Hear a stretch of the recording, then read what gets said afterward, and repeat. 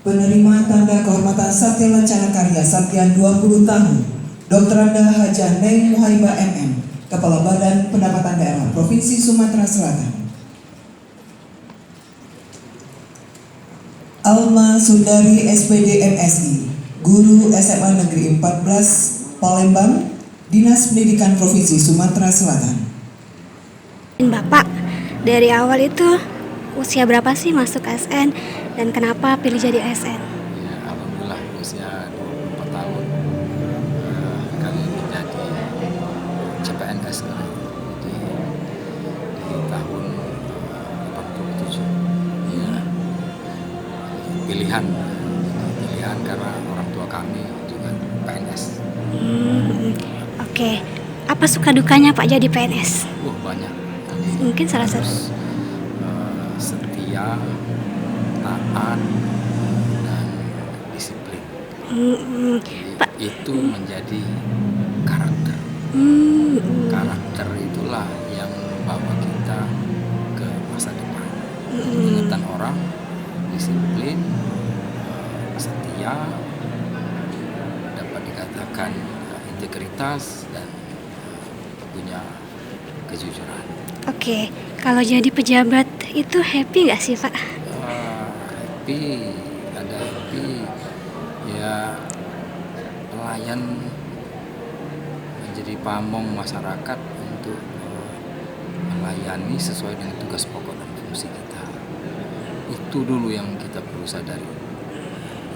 Kita melayani dan mengayomi masyarakat sesuai dengan tugas fungsi kita. Oke. Nah, kalau itu sudah menjadi panglima dalam diri kita dan keseharian, insya Allah lancar.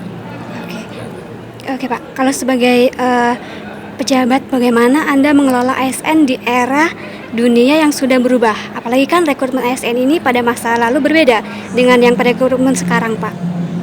Ya, kita yang pertama harus melaksanakan tugas-tugas pokok fungsi dan memberikan contoh-contoh yang baik, menjadi inspirasi, menjadi motivasi bersama-sama ASN. Kalau kita tidak memberikan contoh dan keteladanan yang baik, nggak bisa punya keteladanan, punya contoh-contoh, menjadi inspirasi bagi karyawan maupun staf kita sendiri. Jadi pemimpin dengan yang dipimpin itu harus harmonis, terus harus menggerakkan potensi-potensi yang ada. Staf kita, potensi-potensi itu kita gerakkan untuk menuju goal ataupun kinerja organisasi kita. Nggak gampang itu, jadi harus setiap hari harus diberikan contoh.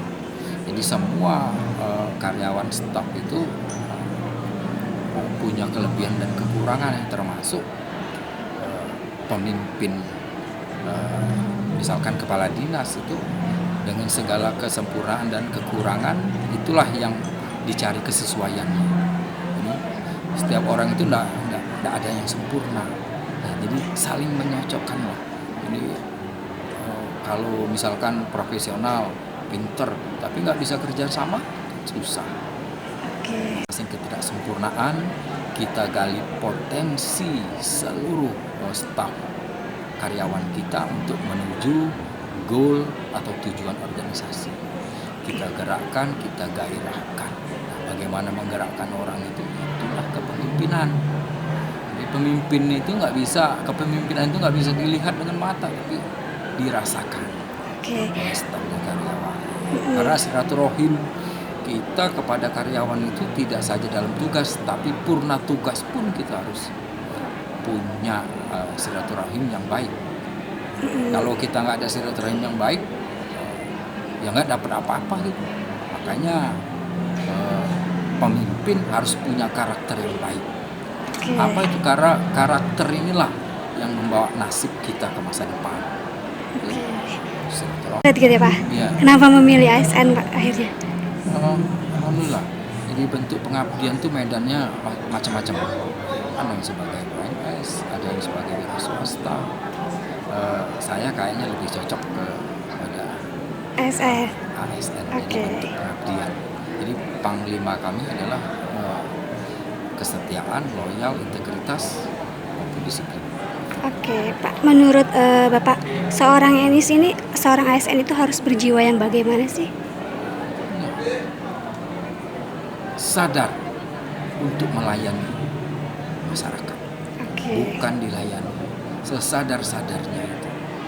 Jadi zaman sekarang jadi pejabat ini, ya mohon maaf, ya lebih banyak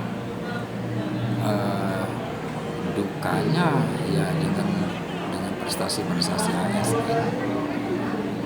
Jadi ya, kita harus mengelola ini dengan baik, harus punya citra baik di masyarakat dengan tindakan. Apa yang menurut Anda masih perlu ditingkatkan lagi sebagai abdi negara? Saling mengingatkan kebenaran, kebaikan, dan takwa kalau dalam agama itu. Sama di ASN juga, khususnya kepada staf, karyawan, lingkungan, terus masyarakat yang kita layani. Misalkan kami pemuda dan masyarakat olahraga, itulah yang harus kita layani dengan baik, penuh respon, tidak bergaya dilayani, tapi kita yang melayani. Oke, Pak, ada Kak inovasi atau keinginan Bapak yang selama ini masih belum bisa diwujudkan gitu?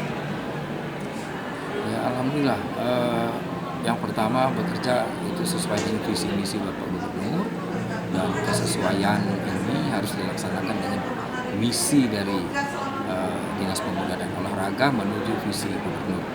Insya Allah kalau ketidaksempurnaan itu selalu ada, tapi kita berusaha untuk mendekati kesempurnaan itu, khususnya apa yang Mbak sampaikan tadi, yang terlayani dan tidak terlayani. Tapi secara garis besar, khusus untuk organisasi Dinas Pemuda dan Olahraga yang kami laksanakan itu sudah optimal sesuai dengan kemampuan kita masing-masing.